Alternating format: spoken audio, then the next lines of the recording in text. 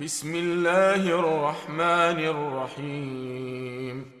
الذين كفروا وصدوا عن سبيل الله أضل أعمالهم، والذين آمنوا وعملوا الصالحات وآمنوا بما نزل على محمد وهو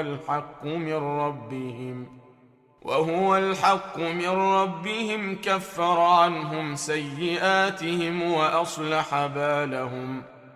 ذلك بأن الذين كفروا اتبعوا الباطل وأن الذين آمنوا اتبعوا الحق من ربهم، كذلك يضرب الله للناس أمثالهم.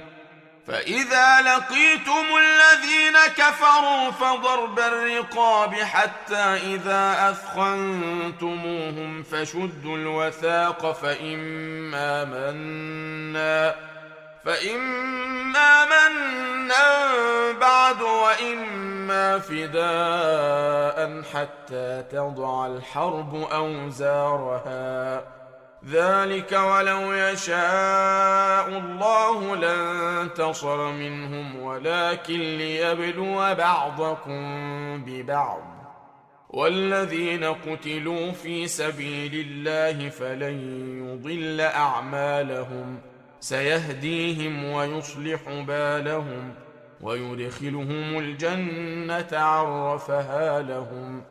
يا أيها الذين آمنوا إن تنصروا الله ينصركم ويثبت أقدامكم. والذين كفروا فتعسا لهم وأضل أعمالهم. ذلك بأنهم كرهوا ما أنزل الله فأحبط أعمالهم. أفلم يسيروا في الأرض فينظروا كيف كان عاقبة الذين من قبلهم، دمر الله عليهم وللكافرين أمثالها.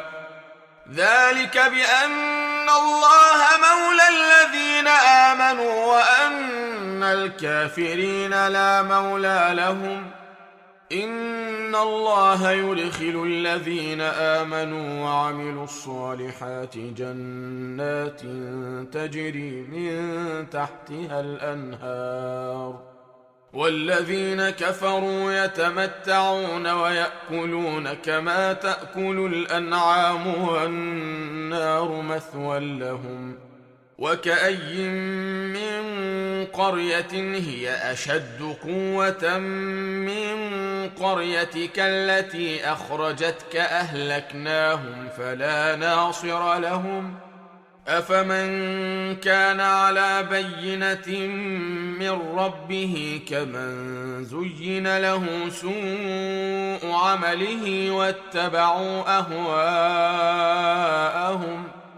مثل الجنة التي وعد المتقون فيها أنهار من ماء غير آسن وأنهار من لبن لم يتغير طعمه وأنهار من خمر لذة للشاربين وأنهار من عسل مصفى ولهم فيها من كل الثمرات ومغفرة من ربهم كمن هو خالد في النار وسقوا ماء حميما فقطع أمعاءهم.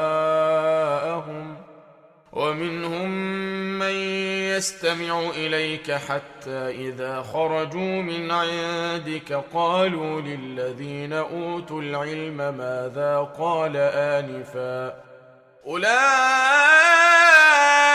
الذين طبع الله على قلوبهم واتبعوا أهواءهم.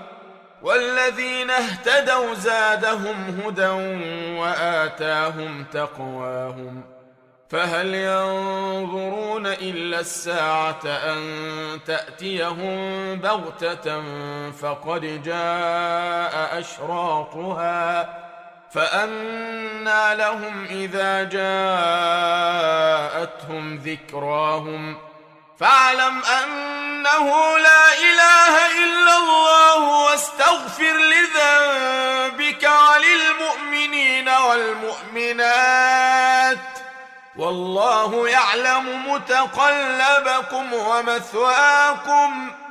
ويقول الذين آمنوا لولا نزلت سورة فإذا أنزلت سورة محكمة وذكر فيها القتال رأيت الذين في قلوبهم مرض ينظرون إليك نظر المغشي عليه من الموت فأولى لهم طاعة وقول معروف.